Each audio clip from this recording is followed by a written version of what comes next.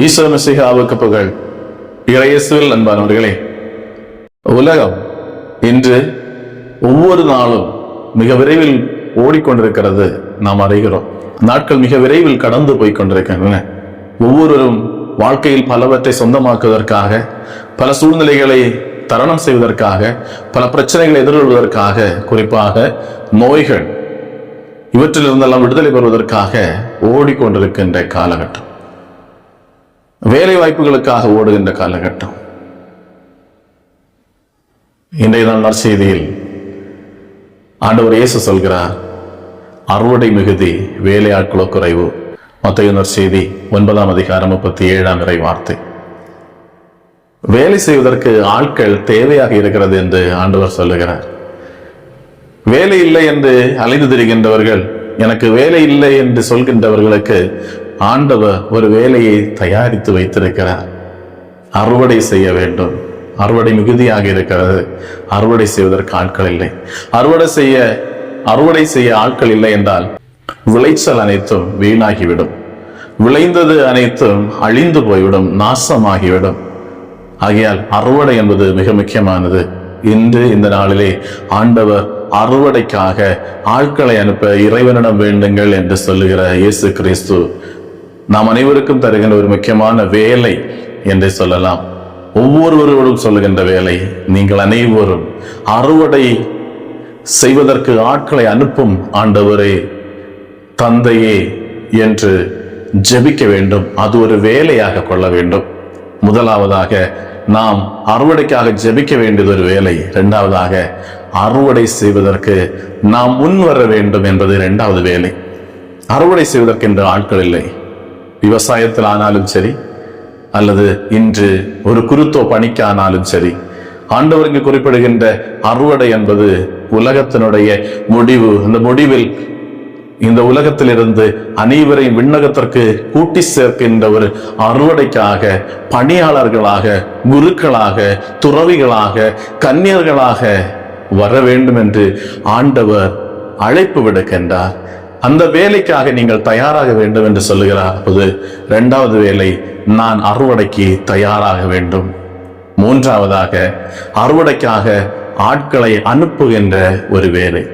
நமது குடும்பங்களில் இருந்து நமது பிள்ளைகளை நீ அறுவடைக்கு செல்வதற்கு தயாராக என்று அவனை தயாரித்து அறுவடைக்கு அனுப்ப வேண்டிய ஒரு கடமை நமக்கு இருக்கிறது. ஆகையால் அன்பானவர்களை, வேலை வாய்ப்புகளை பற்றி தேடிக்கொண்டிருக்கிற நாம், வேலை செய்வதற்காக தயாராக இருக்கிற நாம், இந்த வேலையை செய்ய தயாராக இருக்கிறோம்.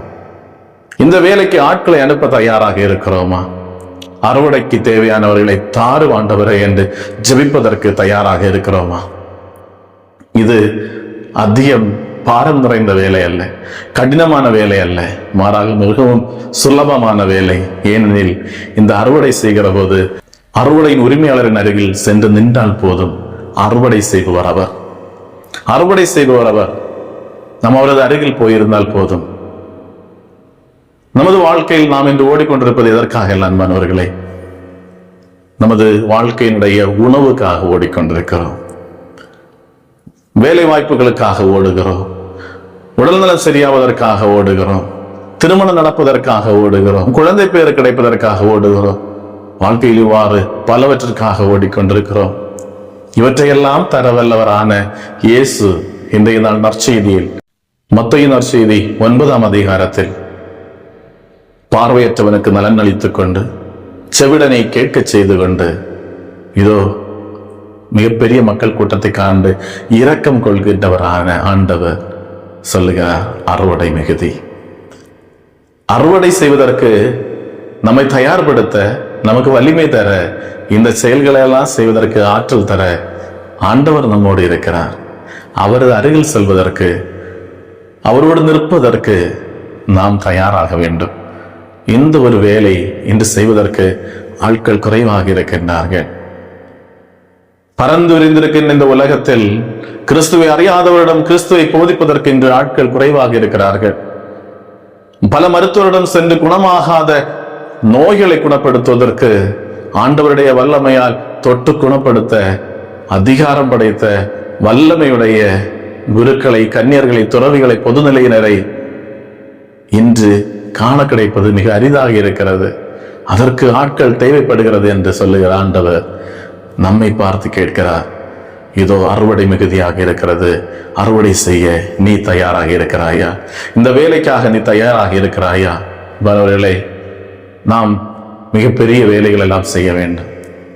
நமது வாழ்க்கையில் அனுதின பயணங்களில் விழித்தெழும் போது, தூங்க போகும்போது, உண்ணும் போது, உடுக்கும் போது, குளிக்கும் போது என்றெல்லாம் ஆண்டவரே, உமது இந்த தோட்டத்தில், மண்ணுலகமாகின்ற தோட்டத்தில் அறுவடை செய்வதற்கு விளைச்சலை, இந்த மண்ணகத்தில் விளைந்திருக்கின்றவற்றை அறுத்து சேகரிக்கின்ற அறுவடையாளர்களான குருக்களை, துறவிகளை அனுப்பும் ஆண்டவரே.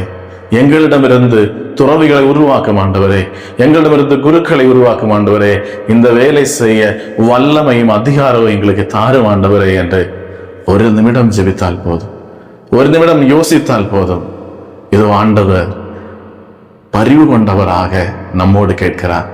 உலகத்தின் மீதான பரிவு கொண்டவராக நம்மோடு கேட்கின்றார், நீ இந்த தோட்டத்தில் வேலை செய்ய தயாராவாயா? இறைவன் நம்மை ஆசீர்வதிப்பாராக.